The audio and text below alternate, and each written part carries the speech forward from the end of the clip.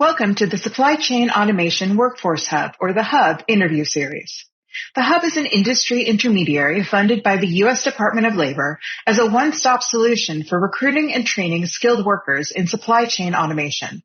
Powered by employers, education institutions, and workforce organizations, the Hub brings together key stakeholders to develop Registered Apprenticeship Programs, or RAPs, for customized training solutions. In this interview, Dr. Alvie Coes III, the Vice President of Economic Development at Georgia Piedmont Technical College, or GPTC, and Richard Andrews, the Executive Director of Advanced Manufacturing Partnerships at GPTC, talk about how and why GPTC is working with the Hub on supply chain automation RAPs. I'm Alvie Coes, and I'm the Vice President for Economic Development for Georgia Piedmont Technical College. In that role, I work with our team in overseeing our continuing education, economic development side, non-credit programs, and we work very closely with Registered Apprenticeship. We partner quite regularly with the academic side of the house to work together in order to find ways to work with our companies in order to deliver apprenticeship programs. Hi, I'm Richard Andrews. I'm the Executive Director of Economic Development. I pretty much handle all of advanced manufacturing. So anything from forklift all the way into full-on blown automation. Why do you think RAPs are a good training option for your local employer partners?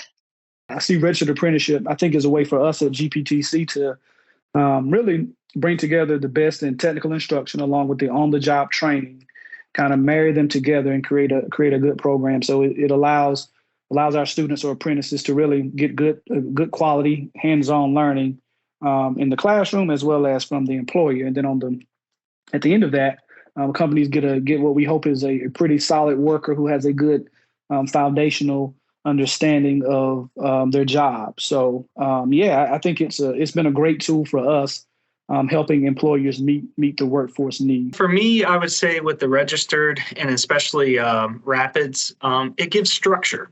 And so that we actually have guidelines and it brings our stakeholders all together, whether you're talking about the apprenticeship and, what they need from it.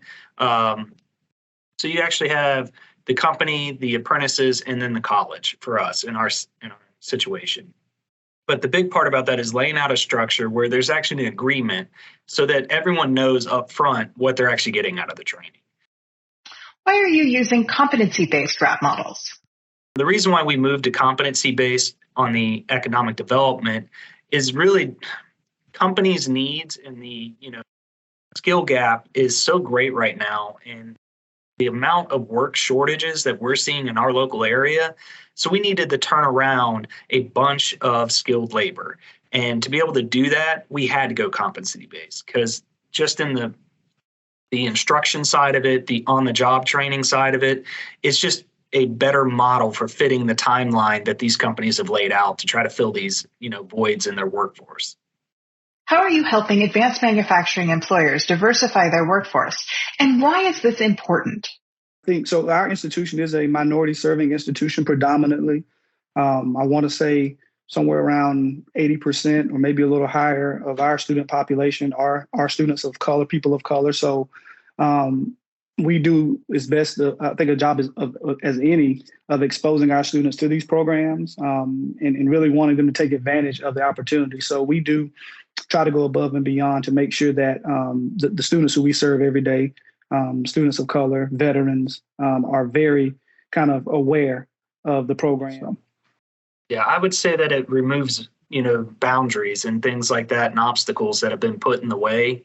I would say that's one of the big things that I've seen. A lot of our apprentices are, high school education, and we're also now reaching into the adult ed. So we're getting into the whether you're talking about GED students and that kind of population, we're going into those populations and getting them into apprenticeships, which gets them into jobs. So they either go from, unemployed or, a low level job into these high demand career fields. And so I think that's one of the big things that we're seeing from it. And it is definitely the minority population that's benefiting in our area at the moment. Do you have any advice for other community colleges considering starting a RAP?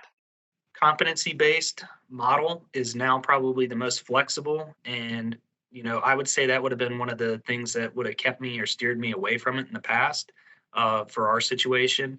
But I think for us, technical training or colleges, I think that with the competency based, you basically are getting the support for that actual apprenticeship. And I would go to the companies. I mean, if you go to the companies and you tell them that you can actually do a training and really look at it, and even if you go time frame of a year or even faster than that, it just most companies are going to respond to that. So I think that that part of it is really huge because I think you're going to get the companies excited and they're going to get involved. Because pre-COVID, companies were not really coming to the colleges or to training centers as much. They were doing a lot more in-house training.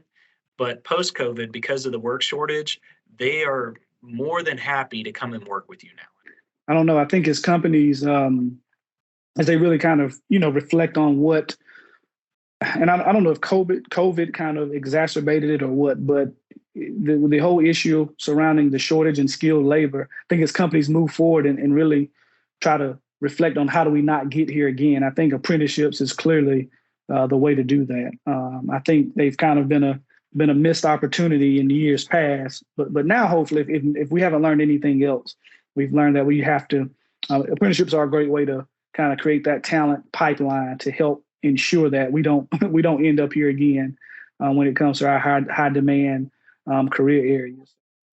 Thank you so much for listening to the Hub's interview series. Please visit our website at scworkforcehub.com for more information about the Hub and the services and supports we offer.